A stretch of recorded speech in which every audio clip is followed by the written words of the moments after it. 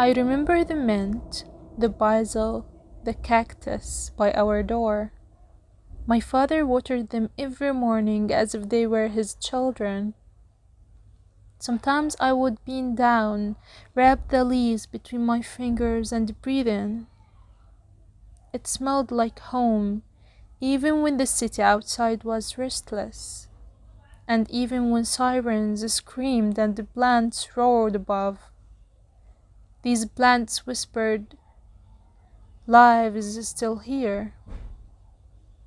I have lost count of the days of this genocide and how long it has been going on, because in my mind, I'm just living a nightmare, waiting for someone to wake me up and tell me that it was only a dream, that nothing ever happened, that my beloved people are still around me, and my favorite city is just the same. I wish things were that way.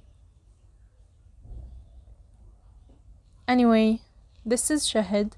I'm an English literature and translation student. I love writing, reading, and playing with the children.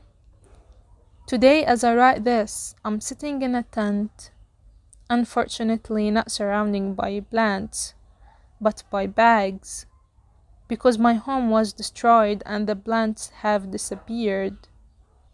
In my mind, around me, there are so many memories. The city is silent, but I can still imagine the green leaves, the smell of the mint, the gentle sway of the basil in the morning sun. I want to tell you today about the plants of our home, and I will share this story alongside Bana and Ali.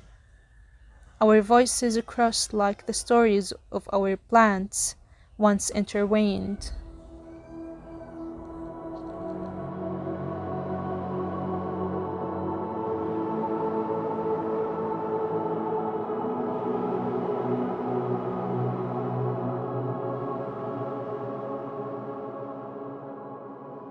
My grandmother also believed in plants. She filled her balcony with cactus. She used it for her hair.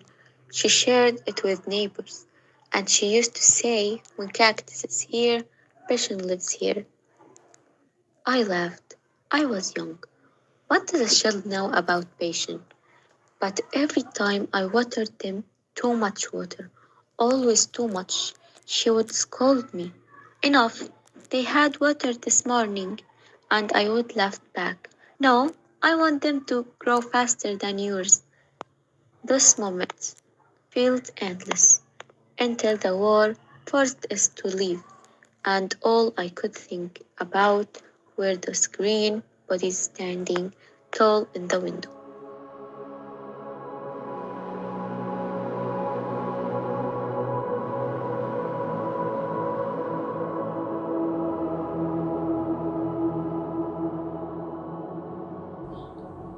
When we were displaced in January to Rafah, a month felt like a year of suffering.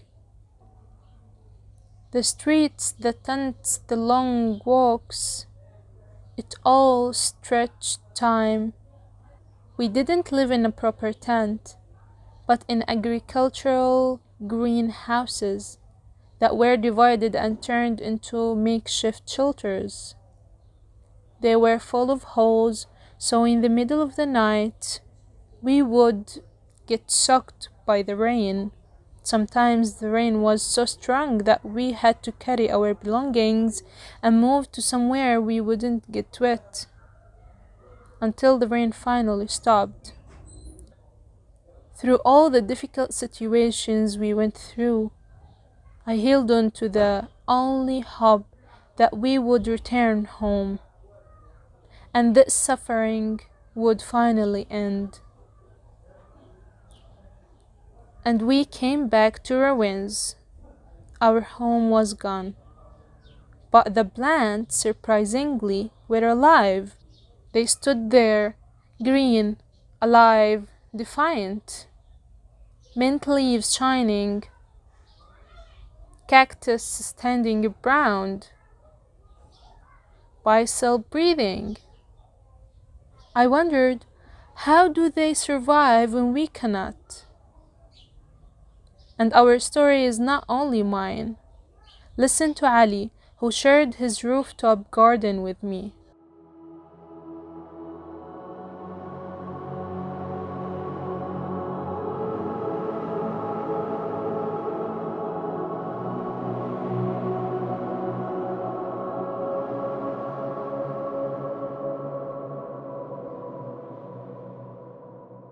On my rooftop I had a garden. Not just any garden, but 6 kinds of basil. Green, red, lemon, and licorice, each with its own spirit. Every morning I touched them, breathed with them. Then the war came. We had to leave. I stood before them, frozen. How could I carry a pot of basil when soldiers at checkpoints made us strip even our clothes? I left them behind. And when I returned, the rooftop was rubble. But one basil plant survived. Just one. It looked at me as if whispering, I stayed. To remind you not everything dies. I cried, not for the loss, but for that tiny piece of survival that still smelled like home.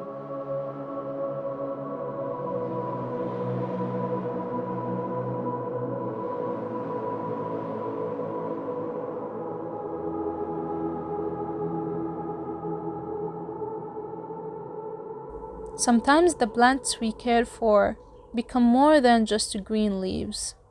They become an extension of us, of our emotions, of our presence. Ali's basil survived above the rubble, holding on through destruction.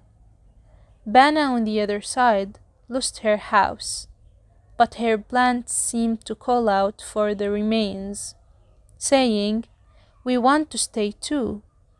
These green leaves carry our memories, our hopes, our persistence.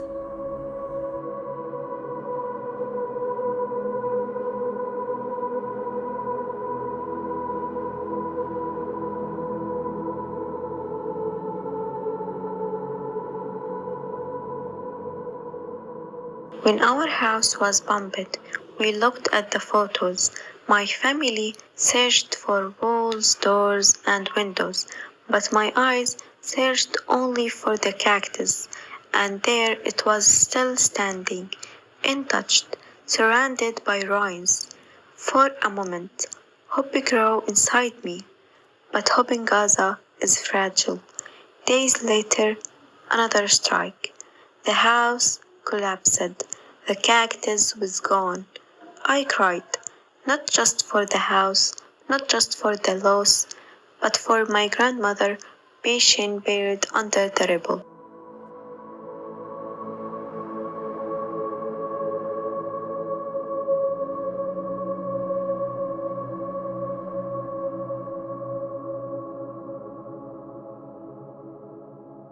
In December, my other home was bombed.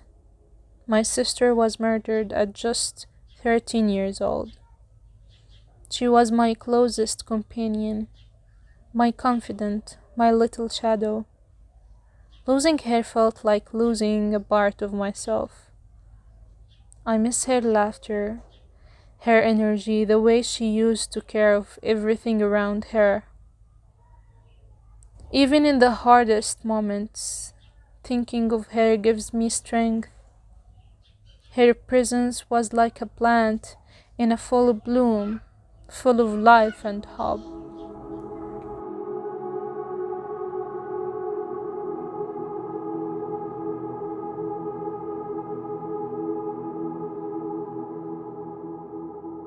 My grandmother's cactus did not survive the final strike, but here wars did. When cactus is here, patience lives here. Now, I water new cactus and mint with my one hand. Every drop reminds me of her laughter, her scolding, her faith in the stubborn green life that refuses to die.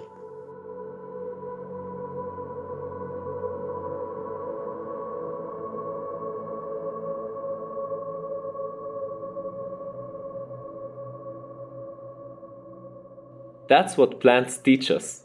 They fall, they break, They burn, but they return. They teach resilience without ever speaking. I remember touching the leaves of my surviving basil, feeling a courage that felt bigger than any fear. Sometimes the plants we care for become extensions of us, of our feelings, of our memories. Above the rubble, they remind us that even when everything is gone, life can return. I am Rashid Al Qubbaj, reading the story on behalf of Ali Al Aswad from Gaza.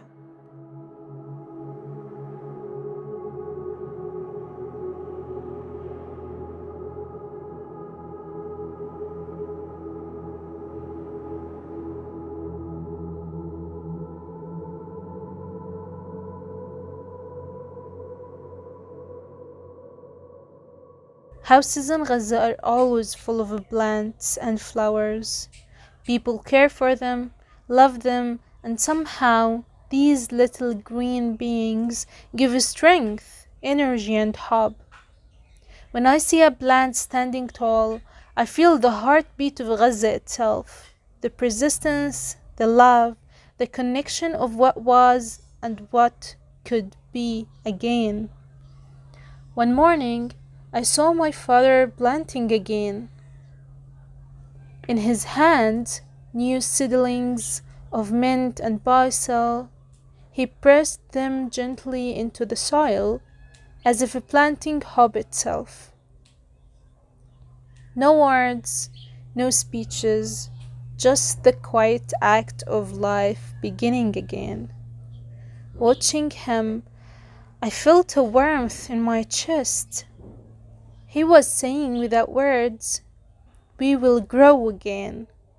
This was his way of keeping life alive, of honoring my sister, of holding on when everything else had disappeared.